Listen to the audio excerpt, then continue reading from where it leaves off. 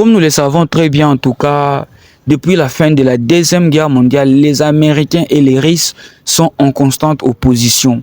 On a vu comment l'opposition était rude avec la guerre froide d'une part, avec les soviétiques, d'autre part avec les Américains et tout.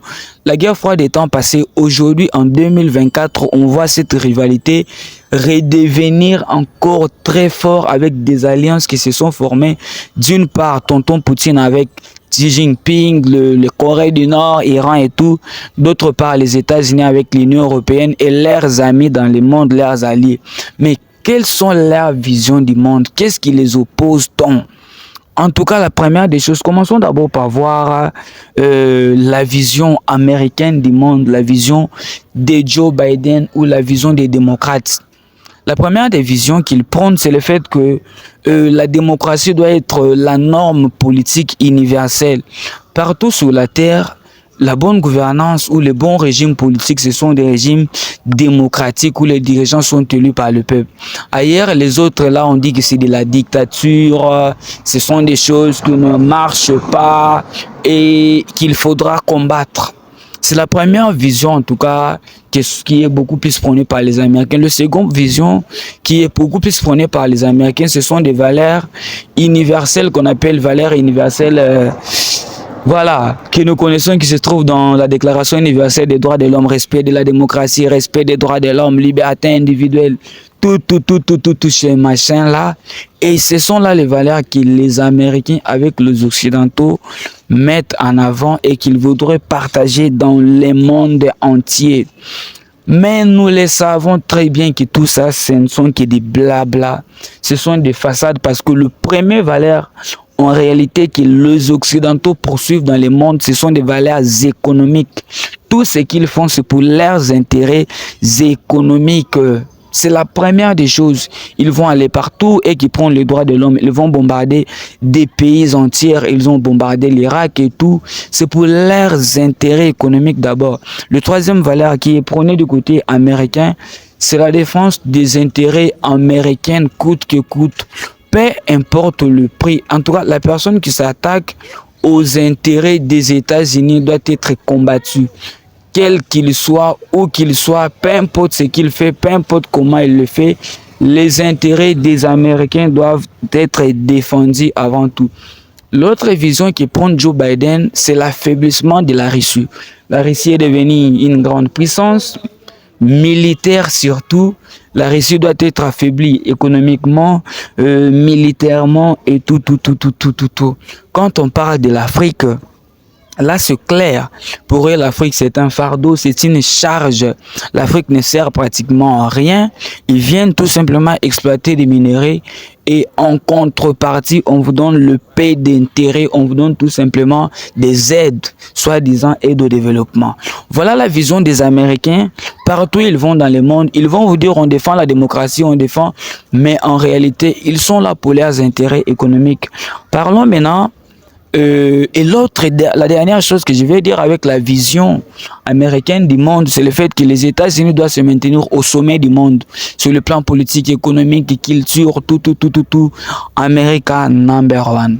Parlons maintenant de la vision de la Russie. Vladimir Poutine a tenu beaucoup de discours et il a exprimé de façon très claire sa vision du monde. Le monde de demain, selon Poutine, c'est premièrement un monde sans impérialisme. Poutine a dit qu'il lutte contre l'impérialisme occidental. Leur domination dans le monde, tout ça. C'est la première des choses, en tout cas, que Poutine prend dans ses discours. Le second discours que Poutine a prôné, c'est la chute des États-Unis. Les Américains doivent cesser d'être la seule puissance qui domine le monde, que ce soit sur le plan économique, que ce soit les dollars américains sur partout. En tout cas, Poutine a parlé en des termes très clairs que le dollar doit chuter, qu'ils doivent faire leur propre monnaie avec les Chinois pour remplacer les dollars dans les échanges internationaux. Le troisième vision que prend Poutine, c'est la domination du monde par des pays du BRICS. Inde, Chine, Brésil, tout. Ils veulent créer des choses de leur façon, de leur côté, et pour qu'ils ne soient plus dépendants du système qui est dominé par l'Occident. La quatrième vision que prend Poutine, en fait, c'est la restauration de la Russie dans les frontières, je dirais presque les frontières de l'URSS. On voit ce que Poutine fait à l'Ukraine. Il dit que les territoires ukrainiens doivent rentrer en Russie. L'autre chose que prône Poutine, c'est le fait que l'Afrique soit libérée complètement de l'influence occidentale. Poutine ne veut pas voir les continents africains continuer d'être dominés par les Occidentaux. Il a dit de façon très claire parce que l'Occident n'a pas aidé à l'Afrique à se développer. Voilà pourquoi il y a beaucoup de pays africains aujourd'hui qui vont s'allier à Poutine pour soutenir la cause. Voilà. L'autre vision qui prendre Vladimir Poutine, c'est que qu'il y ait beaucoup plus d'influence des pays du Sud dans les institutions internationales, ONU, partout là.